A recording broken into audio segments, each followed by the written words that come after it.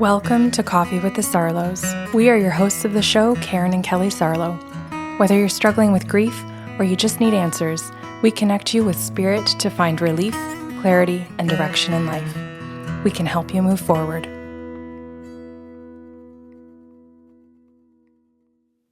Hi, Kelly. Good morning.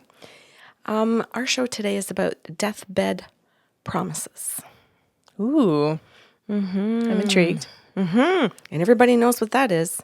Do we? Because don't we? So I'm on my deathbed and I'm making promises to people? No! Okay, this is good that we need to clarify. No, you need to clarify. Right. Deathbed promises, from what I've seen in movies and what I got out of this particular session, is when the dying person on their deathbed makes other people promise them to take care of other people after they die. I'm not caffeinated enough for this show yet. Yeah. Okay. I wasn't caffeinated enough for that session. Okay, so this is what this is about. And the name of this client, I'm going to call her Ty. That's a made-up name. So Ty asks me at the very beginning of the session. So we can see each other, first of all. And she says, Karen, can you tell me what you get about Dad? And I said, yeah. I said, I can go open and just ask. Are you going to say if he's alive or dead or anything? And she goes, oh, I thought you would know. And I said, well, I can ask. I said, you don't have to say anything. Let me ask. So I said, okay, I'm looking for Dad. And I said, what do you want to tell me so that I can offer this to Ty? Because she's just asking me to connect to you today. And I get this man coming through saying, I'm who she calls Dad, but I'm not a biological dad. And I said, oh, you're a stepdad. He goes, no. He goes, I'm a father-in-law. But she calls me Dad. And I thought, okay, I think I get that. I've heard people who call their in-laws mom and dad like their biological children do. So I thought, okay, I see what she's doing with that. It's not something I did, but I know it does occur. So I said, well, let me confirm that with her first. And he goes, yep, that's fine. He says, I'm father-in-law. Oh, and by the way, he says, I am dead.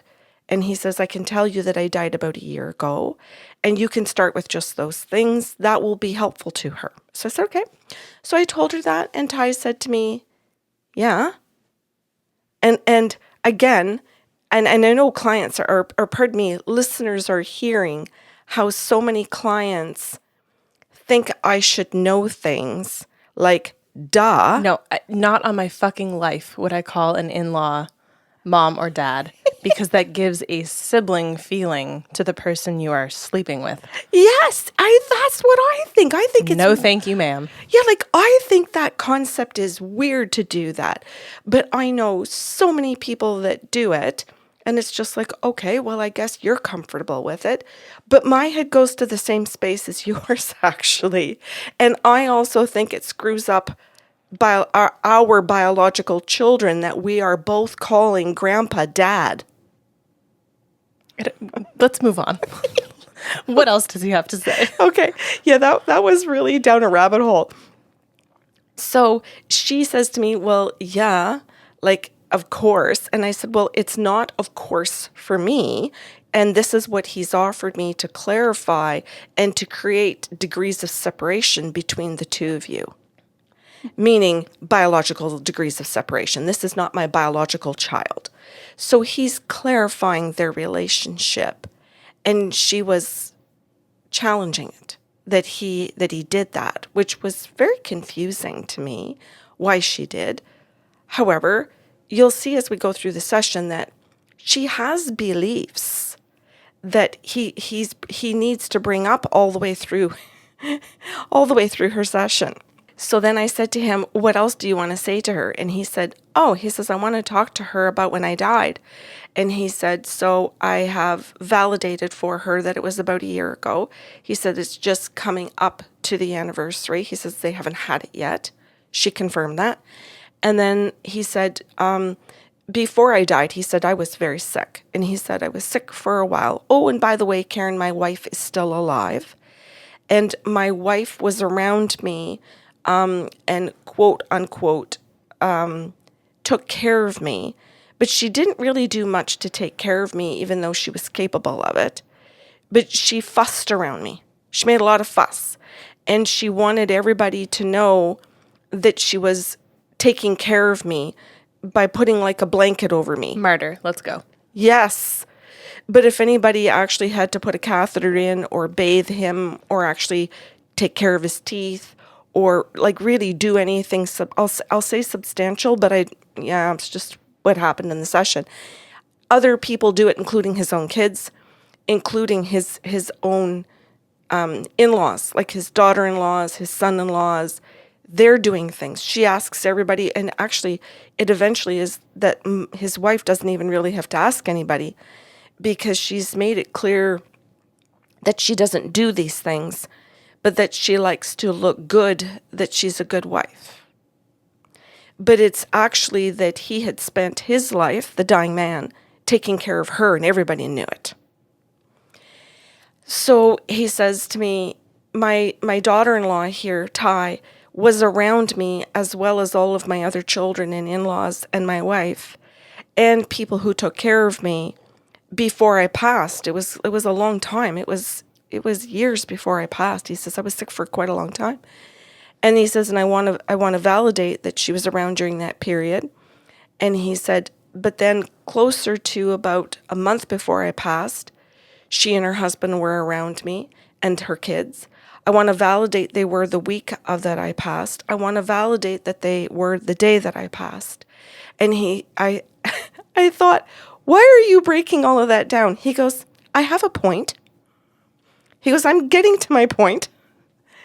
And he said, so then the day that I died, she was around, my son was around, lots of people were, so was my wife. He says, and I even had times where I was alone with my daughter-in-law, Ty, where everybody else had left the room, they'd gone for lunch.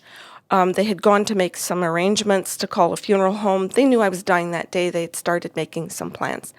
And he said, and then she left the room and my son came into the room and then she came back in, but my son left. He says, so that's kind of like the order of things. And I waited until she was alone. And he said, and I had enough strength to ask her something. And he said, I looked at her and he says, I asked her to promise me on my deathbed that she would take care of my wife. And she just sort of looked at me like, oh my God, he's speaking. Mm-hmm. So she ran out of the room and she brought other people in and said, he's speaking, like he's awake. And so everybody came running back in and now there's quite a few people in the room and he looks right at Ty and he really focuses on her and everybody's looking at him and everybody's looking at Ty, like how come he isn't looking at Mom? How come he's not looking at his wife? And he looks right at Ty and he repeats himself and he says, promise me on my deathbed that you will take care of my wife. And everybody's looking at her. And they're all waiting for him to like breathe his last breath. Pass. And she looks around at everybody that's looking at her and she says, of course. Of course, I love you. Oh, and she goes, and there's crying, and like he knows exactly what he's doing. Yep. And this is why it was important to explain to her how many people around, how many times he had an opportunity to ask her where she could have offered a no, and so on. And so this keeps unfolding in this session. Is that coffee good, Kelly? Not good enough, Karen. So she says to me in the session, Karen, can you ask Dad to explain more? And I said, yeah. I said, I can listen. And I said, is that all correct? And she goes, yes, it is very. She goes, it is very correct. And so I went off and I asked Dad, like, what was going on? And he said, okay, he says, you have to explain to her, Karen, that this is me talking to you as a dead person, because she's not going to make any sense of this. When he tells her that he has codependent issues and needs to delegate all of his over responsibility to the person who also cannot say no. Bingo. Yeah. And Dick move. yes, and that dead dad is showing up to say, wow, like I clearly saw you as the daughter-in-law that was going to pick up my cross, so to speak, my enabling of my wife, when I had clearly watched all my children set boundaries with their mother and with me, where I didn't like it, but I have this one son that has married his father. Go on. And I see my opportunity to die without feeling guilt that I'm dying first. Because my wife can't take care of herself, or my wife can take care of herself and absolutely refuses to. And I have enabled her. My children and my other daughters and sons-in-laws won't enable her. So I have pegged her, and I'm going to ask her in front of everybody else to shame her into it. And isn't that a nice little wedge in their marriage now? Yes, and he talked about that, Kelly. Where it just completely undermines the entire connection and relationship between the two married individuals, because now you have the weight of this promise, this responsibility, instead of the integrity of the relationship first. Yeah. So he ends up apologizing to Ty in our session together that, number one, that he did this to her when he clearly saw she was a people pleaser. And then like, what? Is she supposed to play the recording for the entire family to say, hey, I have a spiritual out because he's grown on the other side and realizes this wasn't okay? Like, how do you then kind of rectify things with the family when you have done a public yes? Because keep in mind, just because other members have set healthy boundaries and don't enable, doesn't mean they want her to stop being the enabler. That's exactly what's happening. And what's going to happen is that they are not going to want her to stop. Right, because then they have to problem solve things as a family. They have to actually, yes, problem solve, deal with mom, or all walk away from mom. Right. And they're in a position of, oh, we don't actually want to walk away from mom because this is grandma. So Ty, you keep doing you, and that works for us. Exactly. Yeah. Except that what dad is saying is that his son is only going to tolerate it for so long. And hear me out. He says his son is going to tolerate her behavior for so long in the sense that he's going to have an affair. Yep. You can see that coming a mile away. Yes, because he wants to stay in the marriage where she's going to take care of mom, where she's going to go and do all of that, whatever it is for mom stuff, which will keep peace between him and all of his siblings, all of his nieces and nephews, where he can still be the brother, the uncle, all of that kind of stuff.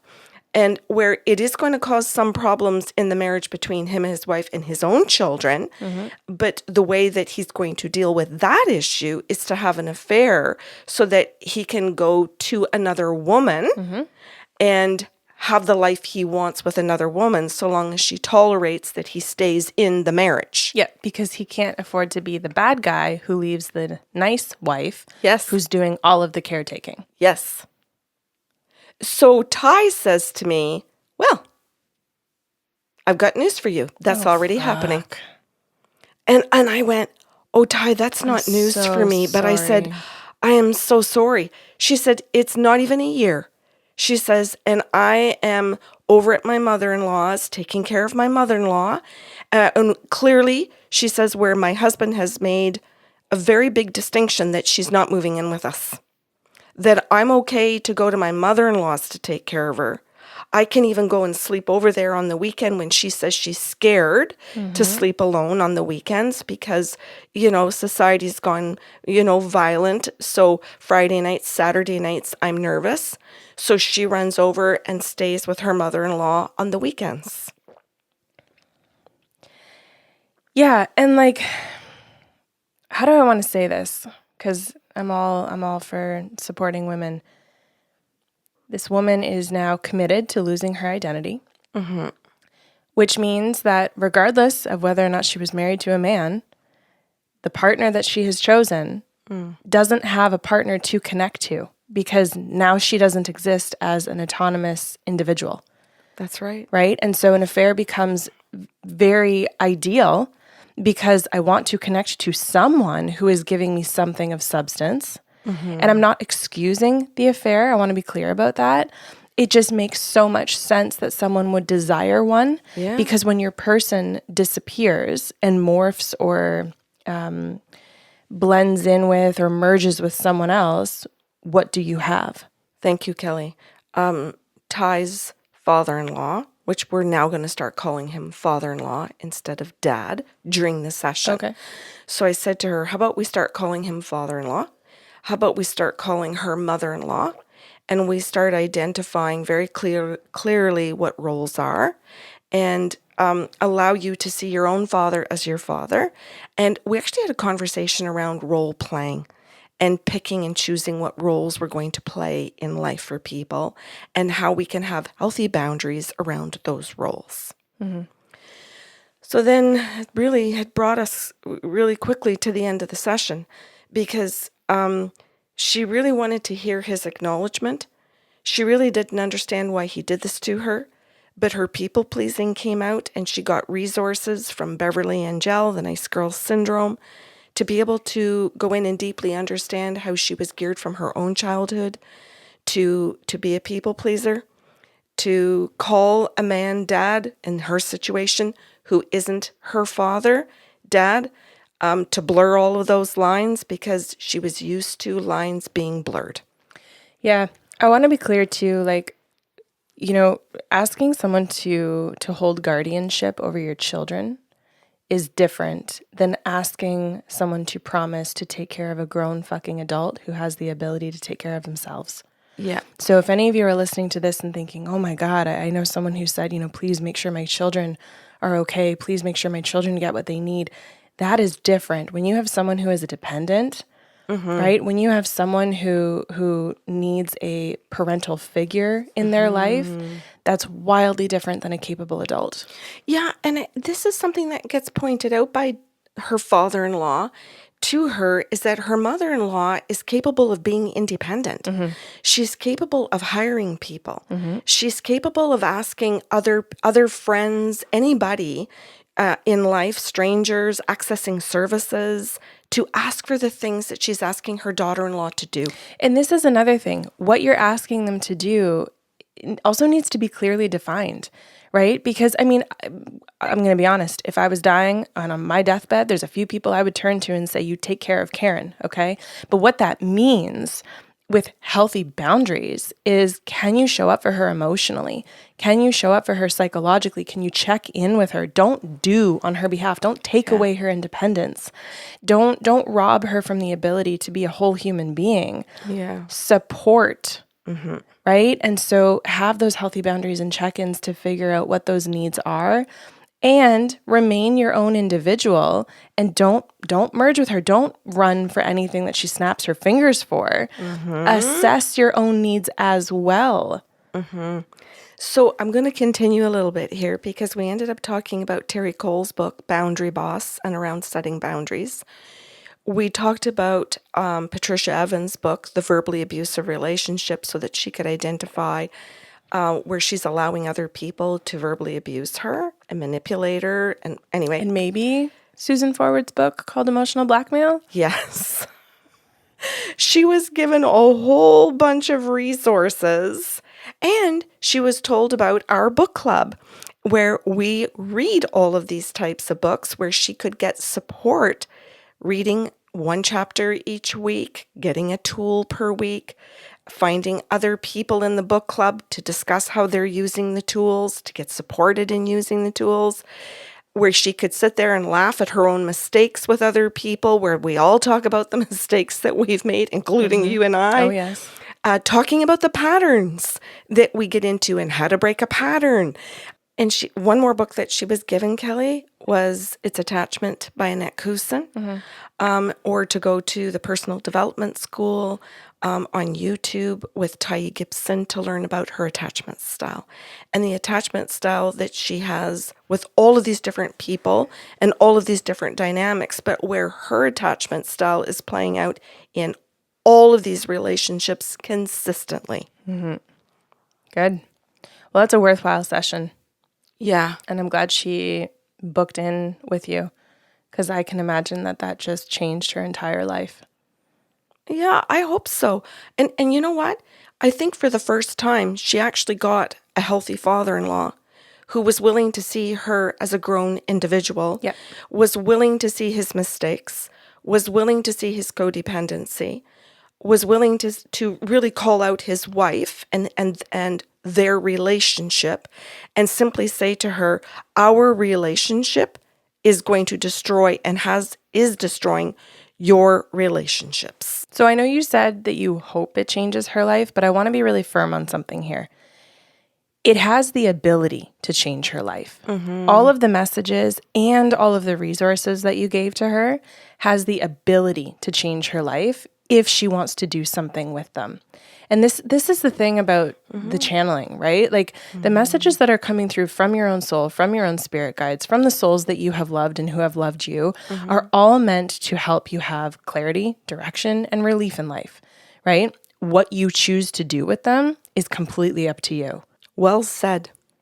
Well, thank you for sharing that. It was an excellent story, and I hope it gives people a lot of thought about potentially what their deathbed promises might have been prior to this show and post-show.